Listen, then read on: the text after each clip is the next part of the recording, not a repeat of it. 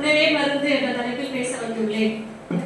கம்பு உடலுக்கு தெம்பு, திணை இதயத்திற்கு துணை, சாமை உண்டால் ஆமை வயது, வரகு உண்டால் வருங்காலம் பார்க்கலாம், கேழ்வரகு சர்க்கரையே விலகு, பனவரகு புற்றுநோயே விலகு, சோம்பலை போக்கும் சோளம், குதிரை பலம் பெற குதிரை வாழை, சீரகம் இல்லா உணவு சிறக்காது, வெங்காயம் கக்க வெங்காயம் உண்டு, அவசர உணவு ஆபத்தானது, வாழை வாழ வைக்கும், இறைப்பை புண்ணுக்கு எலுமிச்சை சாறு, ரத்த கொதிப்புக்கு அகத்திக்கீரை, உடல்புண் நலம் பெற அகத்திக்கீரை, இருமலுக்கு வெந்தயக்கீரை, சித்தம் போக்கும் வில்வம், கல்லீரல் பலம் பெற கொய்யா பழம், கொலஸ்ட்ரால் குறைக்க பன்னீர் திராட்சை,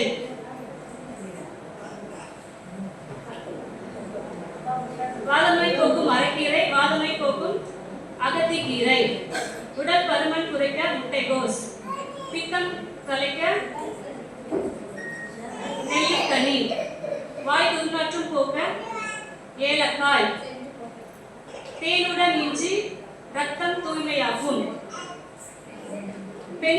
பூண்டில் இருக்கும் பெனிசிலின் சக்தி, ஜீரண சக்திக்கு சுண்டைக்காய், உஷ்ணம் தடுக்கும் கம்பங்களி, உண்ணா நோன்பு ஆயுளை நீடிக்கும்,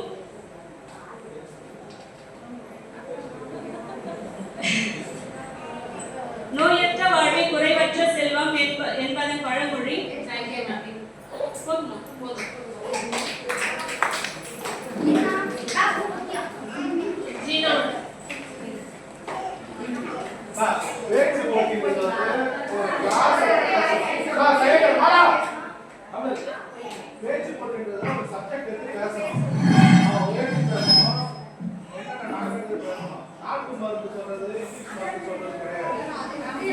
அதனால முதல்ல பேசுறவங்களுக்கு சொத்து மனங்க தெரியும். இதுக்கப்புறம் பேசுறவங்க பேச்சு போட்டி நல்லா கம்பீரமா இருக்கும். ஓரளவு உயர்த்தி பேசணும், கட்டி காய்ச்சி பேசணும், ஒரு பொருள் விடணும், அதெல்லாம் பேச்சு போட்டி. அதை வந்து கண்டினியூ பண்ணுங்க.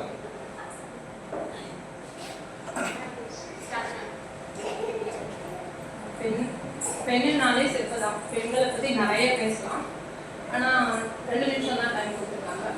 ஸோ எனக்கு என்ன தெரியுதோ அது மட்டும்தான். ஒரு அம்மா 3 குழந்தைங்களோட வராங்க. அவங்களோட வாழ்க்கையில் நிறைய அடிபட்டுருக்காங்க. அவங்கள எப்படி கொண்டு வர்றது, என்ன பண்ணுறதுன்னு தெரியாமல், பசங்களை எப்படி வளர்க்குறதுன்னு தெரியாமல் வந்துட்டு இருக்காங்க. நடுவில் நிறைய அடிபடுறாங்க, ஆனாலும் எழுந்து வராங்க. அந்த மாதிரி ஒரு பெண் நிறைய அடிபட்டாலும் எழுந்து வராங்க. நான் ஒரு சின்ன கதை மட்டும் சொல்லிக்கிறேன். ஒரு அம்மாவும் ஒரு பொண்ணும் இருக்காங்க. அந்த பொண்ணுக்கு வந்து இதய அறுவை சிகிச்சை செய்யணும். ஆனால் அந்த பொண்ணுக்கு எந்த வைத்தியமும் செய்ய முடியல. இந்தியாவிலேயே இருக்கிற பெரிய ஒரு ஹாஸ்பிட்டலில் கூப்பிட்டு போகிறாங்க. அப்போ அந்த டாக்டர் சொல்கிறாரு, இல்லை இந்த குழந்தைக்கு வந்து 3% தான் அப்படின்னு சொல்கிறாங்க. 30%. அந்த 30%ல் என் குழந்தைய நான் காப்பாற்றிடுவேன், 10%னாலும் நான் காப்பாற்றிடுவேன் அப்படின்றாங்க அந்த அம்மா. டாக்டர் இல்லை முடியாதுன்றாங்க. அந்த குழந்தைகிட்ட சொல்கிறாங்க, கண்ணா உன்னுடைய இதயத்தில் டாக்டர் சாமி இருக்காங்க, காப்பாற்றிடுவாங்க கண்டிப்பாக அப்படின்னு சொல்கிறாங்க. அப்போ அறுவை சிகிச்சைக்கு ரெடி பண்ணி கூட்டிகிட்டு போயிட்டாங்க. டாக்டர்கிட்ட சொல்கிறாங்க, டாக்டர் என் இதயத்தில் வந்து சாமி இருக்காங்களா, அந்த சாமியை நீங்கள் பார்த்தீங்கன்னா எனக்கு கண்டிப்பாக நான் உயிரோட வந்துடுவேன், நீங்கள் சொல்லணும் அப்படின்ட்டு. டாக்டர் ஓகேன்னு சொல்லிட்டு ஆப்ரேஷனும் பண்ணுறாங்க. ஆப்ரேஷன் பண்ணுற டைமுக்கு பேச்சு போட்டி, நீங்க ஸ்டோரி டெல்லிங் சொல்லி போட்டீங்க. டாபிக் என்னது, அந்த டாபிக்கை நீங்க வந்து கிளியரா எங்களுக்கு டெலிவர் பண்ணணும். அதுல வந்து ஏதாவது ஒரு கருத்து மாதிரி நீங்க வந்து சொல்லணும் எங்களுக்கு. நீங்க வந்து ஸ்டோரி சொல்றீங்க, பேச்சு போட்டி ஸ்டோரி வராது மேடம். அந்த ஸ்டோரி வராது. அதுக்கப்புறம் வந்து உணவே மருந்துன்னு சொல்லிட்டு இன்னொரு மேடம் வந்து சொல்லியிருந்தாங்க. ஸோ இதை சாப்பிட்டா இது குணமாகும், அது சாப்பிட்டா அது குணமாகும், அப்படி போகுது.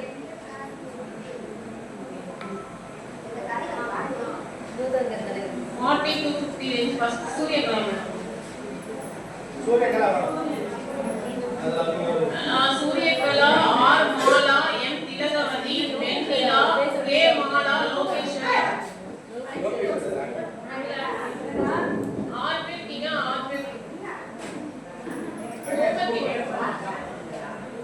சூரியகலா பாப்பாங்க.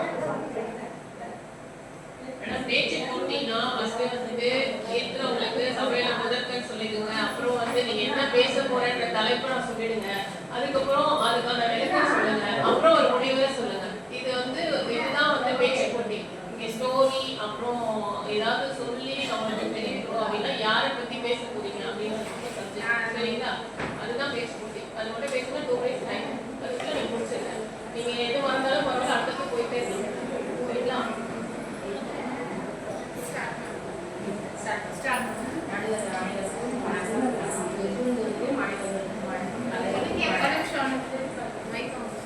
கிட்ட வாங்க. நீங்க கொஞ்சம் கிட்ட வாங்க. கையில பிடிச்சா சரியாக்கா. நம்ம குழுவை பத்தி தான் இப்ப பேச போறோம். நம்ம எல்லாரையும் வந்து நம்ம என்ன நினைக்கிறோம், இப்போ இங்க வந்து கலந்துக்கிறோம் தான் நம்ம நினைச்சிட்டு இருக்கிறோம், போட்டியில கலந்துக்கிறோம் சேர்ந்துக்கிறோம். ஆனா அப்படி கிடையாது. நம்ம அப்படியே பின்னோக்கி சென்றிருக்கிறோம். 15 வயது இப்போ மாணவர் பருவத்துக்கு நம்ம சென்றிருக்கிறோம். இப்போ இங்க ஒவ்வொன்றும் பார்க்கும்போது அப்படியே அந்த அந்த 10வது படிக்கிற மாணவருடைய எனர்ஜி நமக்கு வந்துடுச்சு. ஒவ்வொரு போட்டியில கலந்துக்கும் போது இதை செய்யலாமா, இவங்க என்ன செய்வாங்க, அடுத்தது அவங்க என்ன செய்வாங்க, அம்மா பெண்ணுக்குள்ளேயே வந்து போட்டி விட்டு கொடுக்குற மனப்பான்மை இல்லாம அவ்வளோ ஒரு எனர்ஜி நமக்கு கொடுத்துட்டாங்க இவங்க நம்ம சங்கம். அதே மாதிரி வயசாயிடுச்சுன்னு சொல்றாங்க. வயசே கிடையாது, உருவத்துக்கு தான் வயசு, மனசுக்கு என்னைக்குமே வயசு கிடையாது. அதுக்கு உதாரணம் 2 பேர். உஷா அவங்க போட்டியில ரன்னிங்ல வச்சாங்க. ரன்னிங்ல எல்லாமே ஓடுனாங்க. அது வந்து நம்ம கூட ஓடுவோம் செய்வோம். ஆனா அவங்க காலில் அடிபட்டவங்க. இருந்தாலும் அந்த 500 கிலோமீட்டர் மைதானத்தை சுத்தி நான் வருவேன் அப்படின்ற எல்லாமே முன்னாடி வந்துட்டாங்க. இருந்தாலும் அவங்க வந்துட்டு முடிஞ்சிடுச்சு, நம்ம வந்துடலான்ற அந்த எண்ணம் இல்ல. நம்ம எடுத்த காரியத்தை முடிக்கணும்னு சொல்லிட்டு அந்த 500 கிலோமீட்டர் முடிச்சிட்டு தான் அவங்க வந்து முடிச்சாங்க. அதே மாதிரி ருக்மணி மேடம் எனக்கு ஏன்னா போட்டியில ஜெயிக்கிறதுக்கு எனக்கு இதுவும் கிடையாது. இவங்க எந்த ஒரு அவங்களெல்லாம் பார்க்கும்போது நமக்கு அப்படியே எனர்ஜியா இருக்குது. அவங்க மயக்கம் போட்டு விழுந்துட்டாங்க. அவங்க மயக்கம் போட்டு விழுந்த உடனே நான் நினைச்சேன், என்னடா இவங்க மயக்கம் போட்டு விழுந்துட்டாங்களா, அடுத்த போட்டியில கலந்து பார்க்கலான்னு. இல்லையே, மண் இது பாம்பு, சிறு பாம்பு எப்படி அடிச்ச உடனே அப்படியே சுருண்டுக்கும். சுருண்டு திருப்பி அது என்ன பண்ண கொஞ்சம் எடுத்த உடனே எழுந்து திருப்பி ஓடும். ஆனா தீ வச்சாதான் அது வந்து சாகும். அப்படி கிடையாது. அவங்க வந்து அப்படி இருந்தோம். அடுத்த போட்டியில கலந்துட்டு எழுந்து நின்று கலந்துட்டாங்க. நானா விழுவேன், எழுந்து ஜெயிப்பேன்ட்டு. டைம் ஆனாங்க.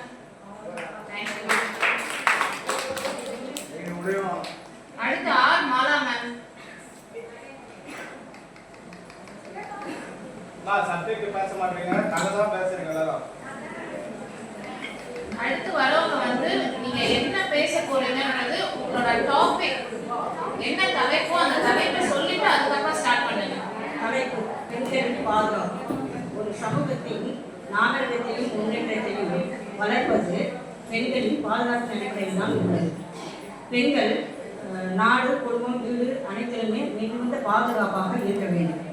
ஒரு தற்காலிக பெண்கள் வந்து இன்றைய காலகட்டத்தில் கல்வி, வேலை, பள்ளி, விளையாட்டு இதெல்லாம் நல்லா முன்னேறி வராங்க. ஆனால் அதே நேரத்தில் வன்முறைகளும் தொல்லைகளும் பெண்களுக்கு இருந்து கொண்டு தான் இருக்கின்றது. அது நம்ம நினைக்கும் போது மிகவும் கஷ்டமாக உள்ளது.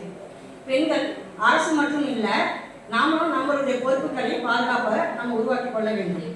கல்வி, வேலை, வீடு, பள்ளி, இடம் அந்த மாதிரி பொது இடத்துல பாதுகாப்பான சூழல் வந்து வாழ வேண்டும். பெண்கள் தன்னம்பிக்கை உடையவர்களாக வளர வேண்டும். இதே மாதிரி தற்காலிக கலைகள் அதை கற்றுக்கொள்ள வேண்டும். உரிமை பற்றிய விழிப்புணர்வு பெண்களுக்கு அவசியம் வேண்டும். அவசர உதவி எண்கள் வந்து நம்ம தெரிஞ்சுக்கணும். இதெல்லாம் கொஞ்சம் நடக்குதுன்னா நம்ம அதை தெரிஞ்சு பாதுகாப்பாக நம்ம சொல்றதுக்கு அதெல்லாம் நம்ம கடைபிடிச்சுக்கணும். பெண்கள் பலவீனமானவர்கள் அல்ல, ஒரு சக்தி வாய்ந்தவர்கள் என்று சிறு குழந்தைகளுக்கு நம்ம சிறு வயதிலே சொல்லிக் கொடுக்கணும். அப்போதான் அந்த குழந்தைகள் நம்ம பார்க்கும்போது ஐயோ அவங்க நல்ல சக்தி வாய்ந்தவர்கள், நல்ல நல்ல குணம் உள்ளவர்கள் என்று ஒருத்தர் பார்க்கும் பார்வை வந்து நமக்கு தெரியப்படணும். பெண்கள் வந்து ஒரு இடத்துக்கு போகிறாங்கன்னா இந்த மாதிரி விளையாட்டில் போகிறோம் வரோம், நல்ல ஒரு முயற்சியோடு போய் தன்னம்பிக்கையோடு போய் தைரியமாகவும் பலவீனம் இல்லாமல் வென்று முன்னுக்கு வர வேண்டும். அரசு மட்டும் இது பொறுப்பு இல்லை, நம்மளும் நம்ம வந்து பாதுகாப்பாக இருக்க வேண்டிய சூழ்நிலையை நம்ம உருவாக்கி கொள்ள வேண்டும். எங்கே போனாலும் பயம் இல்லாமல் போகணும். நம்ம போனாதான் நமக்கு நாமே ஒரு தன்னம்பிக்கை உருவாக்கி கொண்டு போய் வெற்றி பெற வேண்டும் என்று வாழ்த்துகிறேன். இது வந்து நம்ம குடும்பத்துக்கும் நாட்டுக்கும் பொது இடங்களுக்கும் எல்லாத்துக்குமே நல்லது.